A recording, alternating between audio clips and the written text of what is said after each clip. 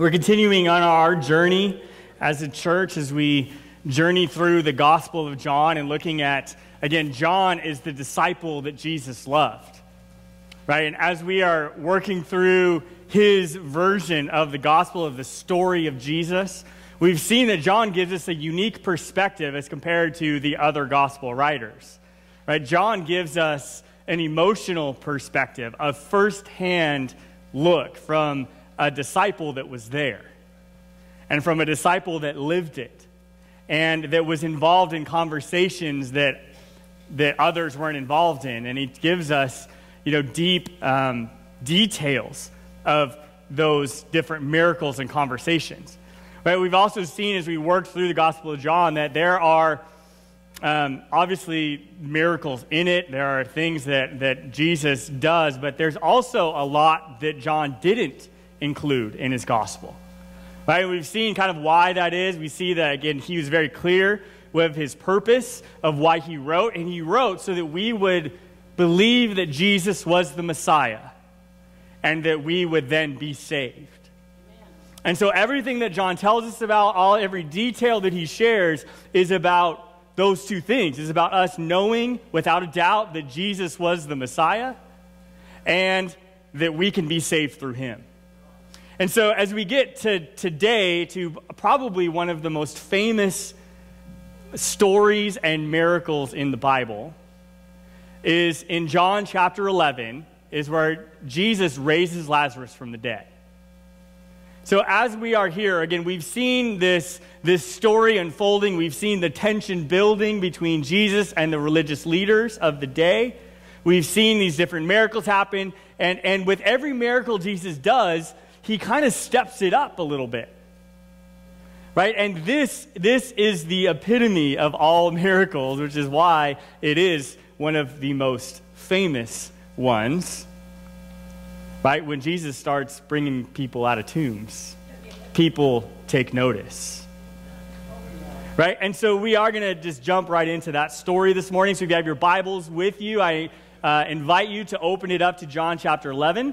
And if you didn't bring a Bible, there are Bibles available for you in the seats in front of you. And so if you find John chapter 11, we're going to jump right into the story, starting at verse 1, where it says this. It says, "A man named Lazarus was sick. He lived in Bethany with his sisters, Mary and Martha. And this is the Mary who later poured expensive perfume on the Lord's feet and wiped them with her hair. Her brother Lazarus was sick, so the two sisters sent a message to Jesus, telling him, 'Lord, your dear friend is sick.'" Now, I want to pause after just those first few verses to say, again, one of the other things that John has shown us is we see these moments where Jesus is divine. Right? We see where the God part of Jesus, and again, the Messiah was, and Jesus was 100% divine, 100% God. But it was also, at the same time, 100% human. Right? And so we then serve a God that understands what it's like to live a human life. Right? Because he lived a 100% human life as the person of Jesus. Now, in these first few verses, we see, again, that Jesus had friends. Right? This is the human side of Jesus. Right? He understands relationship on the human level because he experienced it. Right? In fact, that's exactly how all three of these people in this family, these sisters and brother, Mary, Martha, and Lazarus, are introduced as Jesus' friends. Right? We see in the other Gospels especially, we see that Jesus hung out with them a lot. Right? He went, in fact, their house was not far from Jerusalem, which it tells us that in this passage. And so he was friends that he would go and stay with, right, when he was visiting the temple.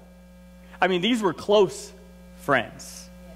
Right? These were friends that, again, the ones that he would plan his trips around to make sure he could stop in and have dinner with Mary, Martha, and Lazarus. Right? These were not just acquaintances. These were good friends. Okay, then we're going to continue on then in 1 through 44, pick up at verse 4.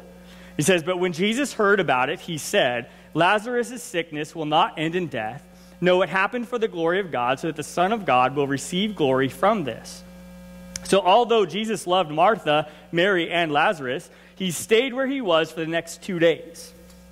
And finally, he said to his disciples, let's go back to Judea. But his disciples objected. Rabbi, they said, only a few days ago, the people in Judea were trying to stone you. Are you going there again? And Jesus replied, there are 12 hours a day of light every day. During the day, people can walk safely. They can see because they have the light of this world. But at night, there is danger of stumbling because they have no light. And then he said, our friend Lazarus has fallen asleep, but now I will go and wake him up. The disciples said, Lord, if he's sleeping, he will soon get better. They thought Jesus meant that Lazarus was simply sleeping. But Jesus meant that Lazarus had died. So he told them plainly, Lazarus is dead. And for your sakes, I'm glad I wasn't there. For now you will really believe. Come, let's go see him. So Thomas, nicknamed the twin, said to his fellow disciples, let's go to and die with Jesus. Now again, we're going to pause there and look at, again, what's really going on here. So we see, again, Jesus gets this message from, sent from Mary and Martha, right, saying Lazarus is really sick. And this wasn't just a, hey, he's sick, pray for him. This is serious, right? If you do not come, he will die. Right, then we see Jesus gets this message, right, and then he talks to his disciples, and he's like, hey, let's just hang out for a few more days, and so they do, right, and they say, because it's okay, this is not going to end in death, and so Jesus says, and then 2 days later, he goes to them and says, hey, okay, we're going to go there, and his disciples are like, wait, hold on, time out, right, just a few days ago, right, we were in Judea, right, in the area of Jerusalem, and people were trying to kill you. Are you sure you want to go back there? Right? And now, again, we see the human logic coming from the disciples, right? And then the divine logic from Jesus says, hey, you know what? There's light and darkness. I'm walking in the light. Like, again, my time, I'm in control of who's going to kill me and when and all these things, right? And Jesus knows this. And so he says, like, no, we need to go back because right now the most important thing is Lazarus. That Jesus reveals here is, notice the message said that Lazarus is sick. And now Jesus knows he's already dead. Right? Jesus already knows this, doesn't he? He's not surprised when he gets there. Right? Jesus knows that he's sick. And now, as we work through this story today, what I want to point out to us is some different hurdles that we find amongst our faith journey. Right? Again, we talk about our journey here, about growing in our faith, about moving forward. We're journeying towards Christ. And that no matter how long you've known Christ, we are journeying forward in our faith. We are growing. Right? And as a church, we're committed to growing and journeying forward somewhere as a church. And in this passage, this whole chapter is talking about ways and identifying ways that we get stuck in that journey. And the first thing that we see in this passage and that Jesus points out to his disciples is he tells them, again, he understands and sees that, again, they're not getting this. They're not understanding the gravity of this situation. And so in verses 14 and 15, Jesus straight out tells them, right? He's just told them plainly, Lazarus is dead. And for your sakes, I'm glad I wasn't there, for now you will really believe. Come, let's go see him. Now, when I read that statement of Jesus, right, my question is, again, he's speaking to the disciples. Right? These guys that have been with him every day for 3 years. They've seen these miracles. They've seen these teachings. All these things that we've been studying, they've interacted with Jesus about. And yet, they don't really believe. Right? What does Jesus tell them? He says, because now you will really believe. Right? Which means, now, again, I don't think that Jesus is telling them like, hey, you guys just, you have no idea what we're doing here. You haven't gotten anything. But I think, though, what he points out is that there was still a shred of doubt in their minds. Is Jesus really the Messiah? Right? Because notice, again, they were with him every day. They saw the human side of Jesus, right? And saying, well, would the Messiah be that way? Is he really? Like, we've seen these miracles. I mean, obviously but again, they were having the same struggle within their own heart, just like everybody else, all the crowds were, and the religious leaders and everybody else. Right? And so we understand then that Jesus tells them, hey, get over this hurdle, because this miracle will happen and it will remove all doubt. Okay, when I do this miracle, there will be no other question, right, that I am the Messiah, that I am divine as I claim to be. Okay, the miracle happened to remove all doubt. Because notice, that's exactly what Jesus tells him. He says, hey, you know what? It's good for you that I wasn't there until he's dead. Right? Because now you will really believe. Right? I'm going to take away every shred of doubt that there is. Then, continuing the story, verse 17, and I'm going to read the next few verses. He says, then when Jesus arrived at Bethany, he was told that Lazarus had already been in his grave for 4 days. Bethany was only a few miles down the road from Jerusalem, and many of the people had come to console Martha and Mary in their loss. Now, I want to pause there and just do a little simple addition. Okay, because at this point, when Jesus arrives, now from where he was to Judea, to their house, was about a day's journey.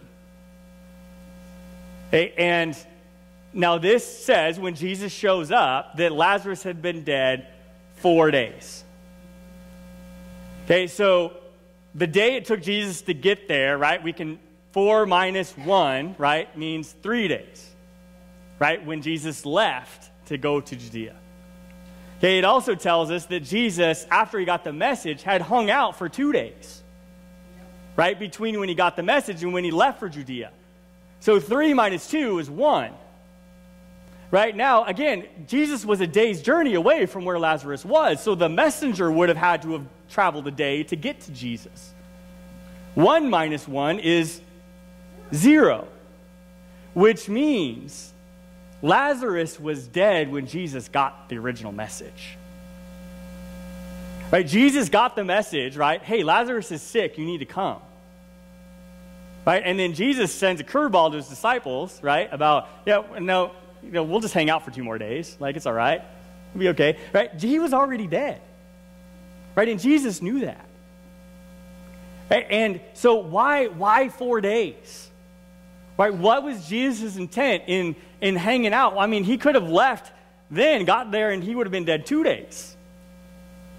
Right? And then he could have raised him then. So why the 4 days? It seems that Jesus was very intent on making sure that he was dead 4 days. Well, the reason why he was because there was a very strong belief in Jewish culture at that time that the soul of a dead person would kind of hang around for 3 days in hopes for being revived. Right? Maybe, again, they did not have the medical technology that we have today to know, right, when their heart stopped or when brain function ended. And so they kind of like, well, he was sick, we don't know, because, people wake up from comas, from different things, right? So there's this common belief that within 3 days, the soul could return and the person could be alive again. Right? But at 4 days, there's no question. Right? In their minds, in their culture, in 4 days is when there's no chance, they are gone, let's do the funeral. Right? And Jesus had waited those 2 days to get there to make sure that Lazarus had been dead for 4, to know that there was no question in anybody's mind what was about to happen. Right? Nobody could explain it away. Nobody could say, medical science says. No, he was dead. And everybody knew it, and there was no question. Because Jesus waited 2 days before he left. Right? Jesus is setting this up. Right? To be the situation that would remove all doubt. Okay, and then as we continue on in the story, picking up in verse 20, it says, when Martha got word that Jesus was coming, she went to meet him, but Mary stayed in the house. Martha said to Jesus, Lord, if only you had been here, my brother would not have died. But even now, I know that God will give you whatever you ask. And Jesus told her, your brother will rise again. Yes, Martha said, he will rise when everyone else rises at the last day. And Jesus told her, I am the resurrection and the life.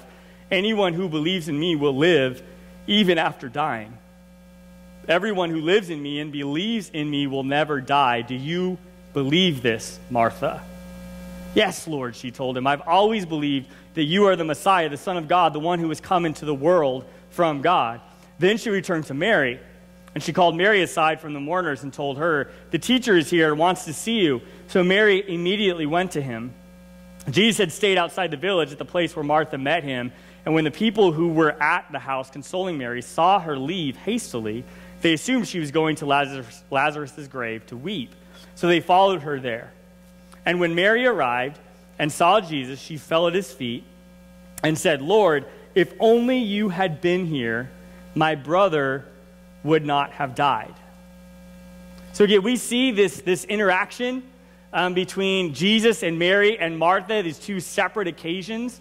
And then we also see the next hurdle that was holding them back in their faith journey. Because in John 11:21 and 32, okay, which are, again, two different verses, but with the same statement made by Mary and Martha. They both said, "Lord, if only you had been here, my brother would not have died." But again, they were kind of pointing the finger at Jesus, weren't they? Like, "Jesus, where were you?" Right? We sent message 4 days ago, 5 days ago. Right? And you didn't come until now. Right? Because, now notice, they had a very strong faith in Jesus. Right? In fact, Jesus asked Martha straight out, "Do you believe that I'm the Messiah, that I am the resurrection?" She's like, "Yes, I do. That's why we sent for you, because you could come and you could have healed him, and we know you could have." Right? They had a very, very strong faith in Jesus. But even that strong faith was still short-sighted of what Jesus could do. Right? Even a strong faith can be short-sighted if we don't keep journeying. Okay, see, they thought they had it figured out. They knew what Jesus was capable of, and they said, "Yeah, that's why, and you didn't come in time." Right? And he says, "No, he will rise again." Again, Jesus straight out tells her, "I'm going to raise him out of this grave." Right? But her faith, even though it was incredibly strong, was still short-sighted. Right? Because she just said, "Well, yes, Jesus, we know you're going to rise everybody at the end of the world, and we get it." Right? And Jesus is like, "No, you don't. You don't get it." Right? Because they had, although, again, a very strong faith, they had still preconceived expectations of what Jesus was capable of. And they fell short of his true power. Right? They had put Jesus into a box about what he could do and what he couldn't do. And they had preconceived expectations of the timeline, of when he should have been there and how he should have worked. And again, they had put his power into the box that they neatly understood. And again, that's a big hurdle, I think, for a lot of us. We put God in a box. We limit his power based on our own experience or expectations. This is, again, something that we just see in our culture all the time. And I'm going to show you this quick video that shows you kind of illustration of putting God in a box. Ryan, hey, I saw you on the side of the road with that cop. What happened? Yeah, you got me going 30 over in a school zone. What? Are you crazy? Why would you do that? Well, obviously I was in a hurry. You must have got a huge ticket. Oh, no, because I had one of these. What is that? Well, this is my God in a box. I opened up the lid, and God took care of all my problems. He even had the cop apologize for pulling me over. Seriously? I'm surprised that little thing worked. Oh, yeah, works for me all the time. No, that is dumb. Okay, tell him. Yeah, what you need is a supersized God in a box, baby! Wow! I know! That's awesome! Yeah! Come on, you guys don't really think you can put God in a box? Well, of course. He's there for whenever you need him. But you need him all the time. Laura, you can't walk around town with God all hanging out and exposed everywhere. I mean, people would see that. Well, isn't that what being a Christian is? I mean, people need to see God. Okay, Laura, think about it like this. Let's say you and God go out to Burger Bonanza one night. You order a burger with no pickles, but they bring it out with pickles. Oh, I hate that. Okay, enough to ruin your night. So, at this point, you're going to want to tuck God back in the box, and then you raise your voice a little bit with the worker. And maybe the manager overhears you, and he comes and he fires the worker. And when everything's taken care of, you just pull God back out. He doesn't know any different. Have a good night. Nice. No, of course he knows differently. Listen, you can't just put God away when you don't want him there and then pull him back out when you do. It doesn't work like that. God wants a relationship with you all the time. Blah, blah, blah. Okay, what you're talking about is for perfect people like Jesus. And the Pope. Right, and Mother Teresa. I mean, we're normal people. Yeah, I don't even think I could live like that. So you're telling me you can live without God? Yeah. Can you live without God? Yeah, it's easy. Can you die without him?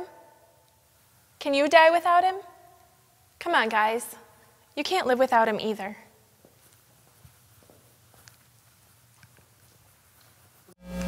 So notice they just thought, well, you just need a bigger box, right? But that's not the case, right? We all put God in a box. We have our preconceived expectations of how God's going to work, and sometimes we want him there, and we can open the box and say, God, show up, I need you, right? And as soon as everything's going okay, we just put him right back in the box, and we shove him to the side, and we can just live like everybody else, right? But again, even a strong faith can still have God in a box. Again, it doesn't matter how big the box is, the fact that God's still in a box. Right? And our preconceived expectations can hold us back sometimes from releasing God's power in our lives in ways we've never even seen it before. Right? We see in Mary and Martha, they had an incredibly strong faith, but it was still short-sighted. Right? And Jesus was telling them, hey, get rid of the box. Right? Because I'm about to bust out of that box. Right? Then we see, again, the story continues in verse 33. It says, when Jesus saw her weeping and saw the other people waiting with her, a deep anger welled up within him, and he was deeply troubled. Where have you put him? He asked them. And they told him, Lord, come and see.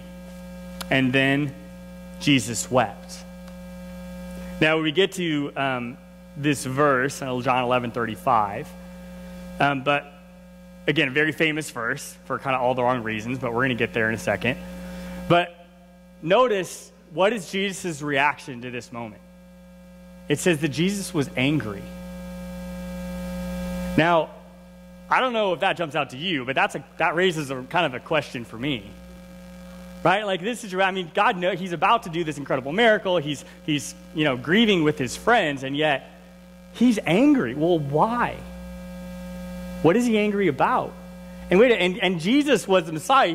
He never sinned. Can you be angry and not sin? Obviously you can, because Jesus did. Right? And so why is he angry? That's the first question. But I think the answer lies in John 11:35, right? Which, again, is a very famous verse. Okay? And it's a famous verse because it is the shortest verse in the Bible. Right? Now, the NLT version is then Jesus wept. A lot of, like NIV and King James version is both just two words, Jesus wept. Right? And again, famous because this is the one that everybody tells, I can memorize scripture. But yeah, John 11:35, Jesus wept. See, I got it. Right? Now, again, all the wrong reasons, even though it's faith, it is the shortest verse in the Bible. Right? But why it should be famous is because it shows us an incredible side of God. Right? It's because as the shortest verse in the Bible, it shows the emotional and empathetic side of God. The fact that God cries with us. Yeah, what was Jesus angry about? Why did Jesus cry with Mary and Martha? Because Jesus knew 4 days ago what he was going to do. He's not crying over Lazarus. Lazarus is about to walk out of the tomb. And Jesus already knows it in this verse. So what is he angry about? What is he crying about? Well, he is angry and crying over the fact that Mary and Martha and all these other people are hurting. Right? He's crying with them. He was crying over Mary's hurt. He was angry at seeing the effects of the thief happening all around him as people are mourning, right? Because people are being stolen, killed, and destroyed right in front of him.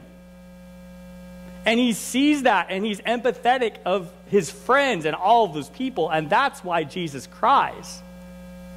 Because he cries with us when we hurt.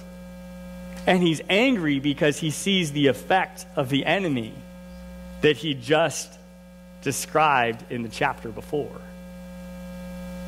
Right? It hurts Jesus more than it hurts us. As we cry, as we grieve, as we experience pain in this life, Jesus is crying with you.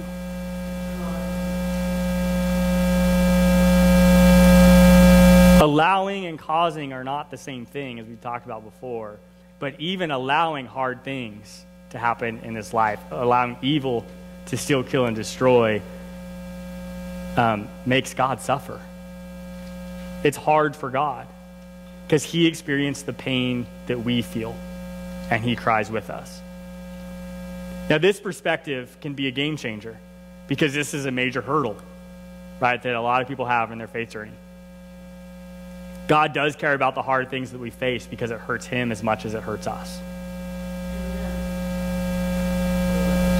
God can be just and loving at the same time. And we see that in this short verse that Jesus wept. Picking up again in verse 36.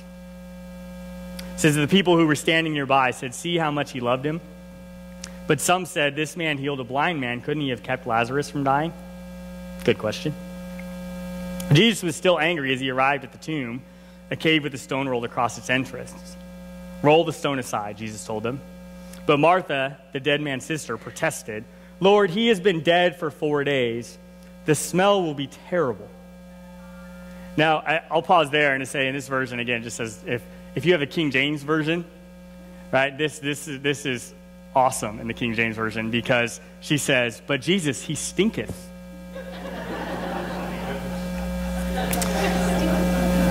Verse 40, Jesus responded, didn't I tell you that you would see God's glory if you believe?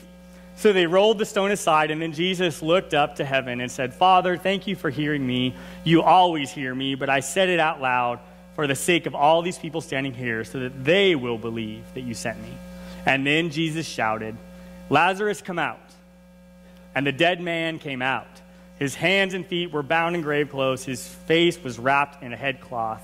And Jesus told them, unwrap him and let him go.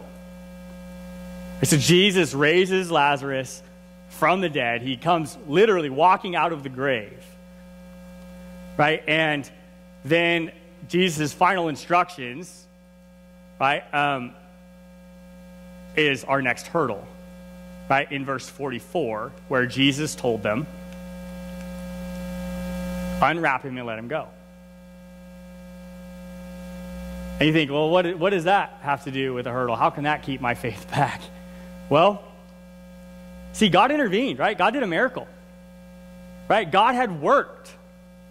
But even when God intervenes, we still have to journey through the details, right? God had worked. God had risen him from the dead, right?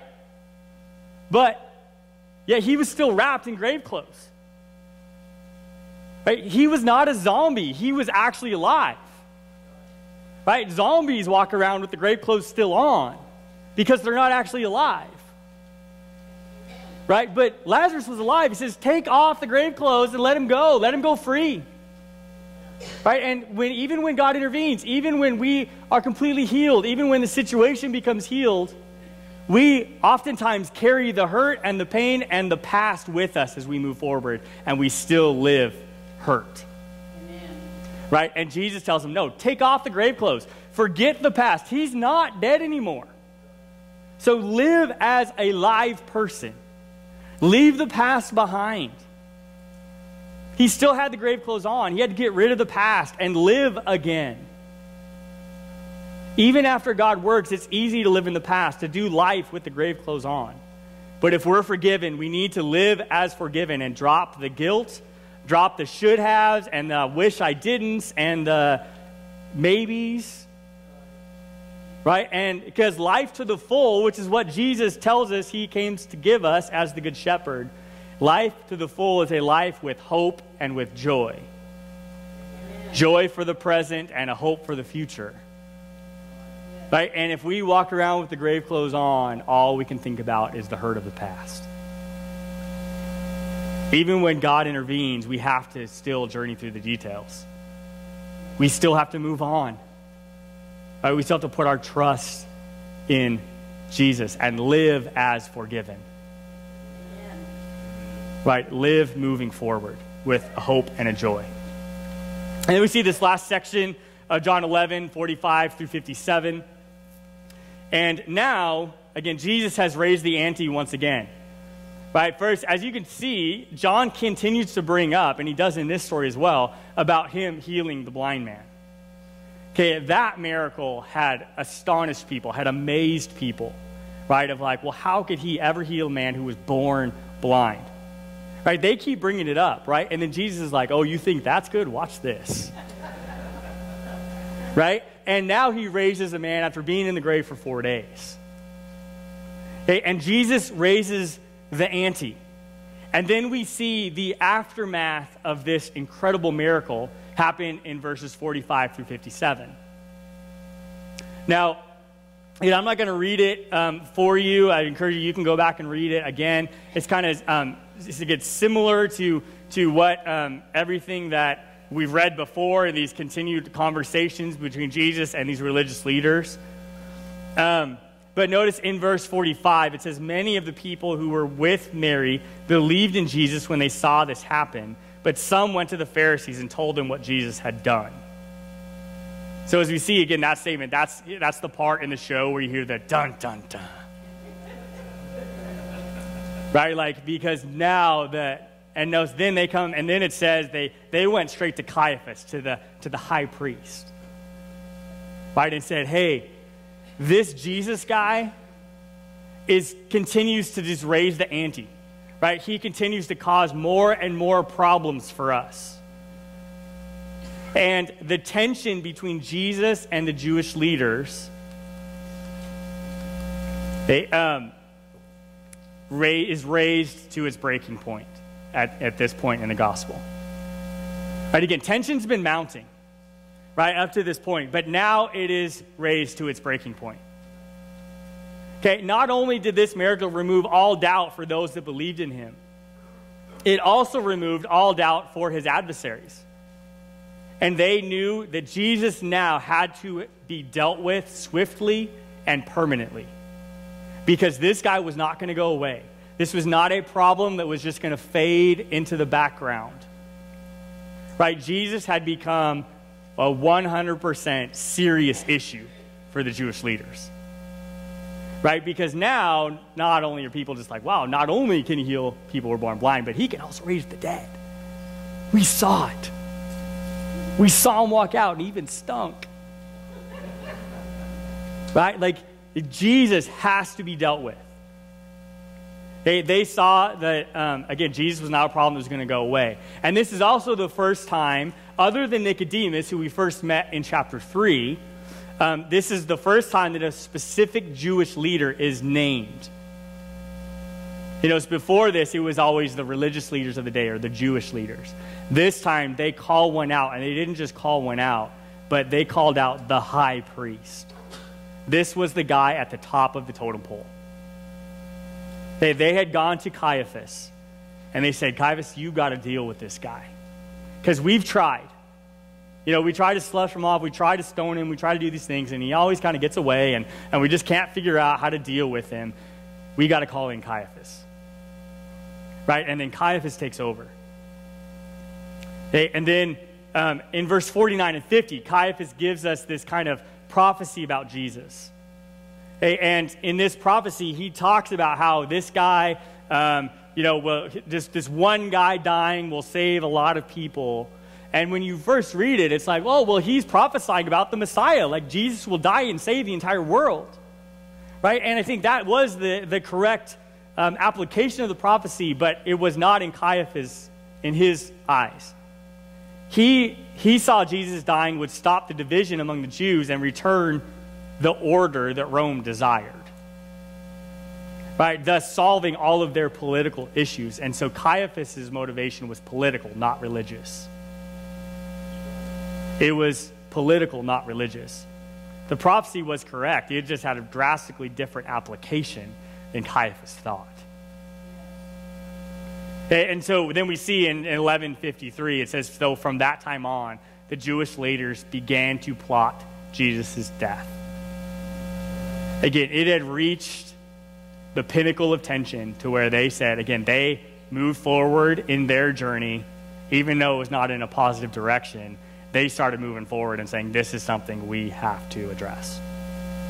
And that then is our last hurdle that we see in our faith journey, is sometimes we just ignore problems and hope they'll go away instead of dealing with them directly and swiftly, right? And sitting down and having the hard conversation or making the decision that we just don't want to make, right? And we see them in that. And then in the final parts, in verses 55 to 57, it starts talking about the Passover celebration. And then when Jesus, again, would hang out in Jerusalem for this Passover celebration. Now we see, again, looking back at it, notice that this is going to be the last Passover because Jesus becomes the ultimate sacrificial lamb as he dies on the cross. And this chapter, chapter 11, and then is a transition into chapter 12, which next week we start this because next week is the triumphal entry. And so now chapters 12 through 19 cover 6 days. And so we've seen now up through chapter 11, we've covered several years, right, of Jesus' ministry. These next chapters between 12 and 19 cover the last 6 days of Jesus' life. And so now John kind of zooms us in one more time and says now he gives us kind of a play-by-play of these last 6 days of Jesus' life. And so starting next week, we'll kind of jump into that next phase of the gospel as we get closer and closer to the cross. So just as I conclude this morning, I just want to ask, what is delaying your journey? So what is delaying your journey? We've seen 5 common hurdles that John identifies in this chapter and through this story. Well, so what is delaying your journey? Is it doubt that Jesus really is the Messiah, that he really can save you? Is it putting God in a box with a short-sighted faith, even if it's strong? Is it feeling judged by God instead of feeling his love and empathy? Is it staying too much in the past and not living fully into the future? Is it ignoring a problem instead of dealing with it directly?